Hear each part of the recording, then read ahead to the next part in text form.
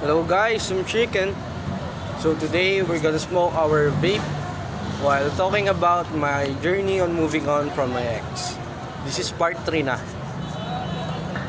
So simulan natin dito. It's almost 3 years na simula nang nag-break kami. Pero di pa rin ako nakaka-move on.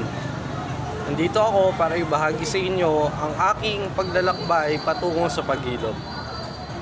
Kahit na parang imposible para sa ngayon.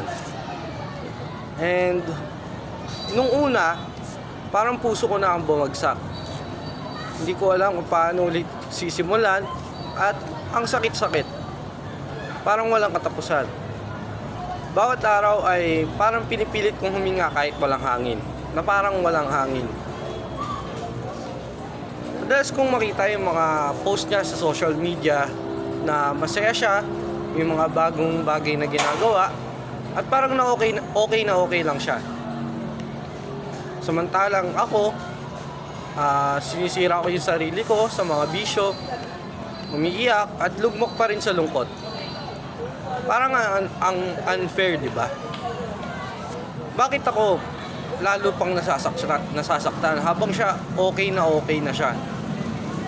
Parang dinuduro niya sa akin na ako lang ang nagmahal, na ako lang ang nag-iisa.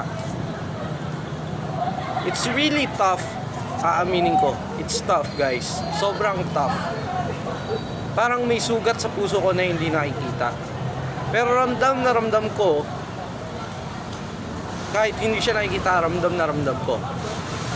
Parang araw-araw akong nakikipaglaban sa mga alaala, sa mga emosyon, sa mga sitwasyon. Hindi ko alam kung kailan ako gagaling, pero kailangan kong magpatuloy.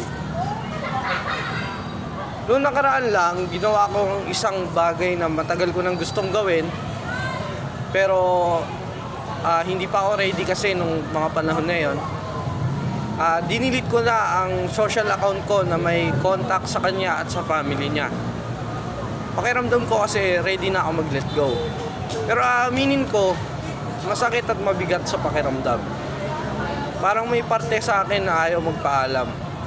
Pero alam ko, kailangan ko gawin ito para sa sarili ko. Mahal ko siya, pero kailangan ko rin mahalin ang sarili ko. The same way how I loved her.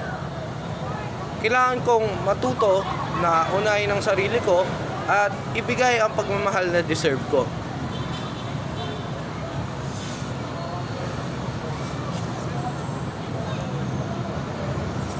Ang pag-move on ay hindi madali.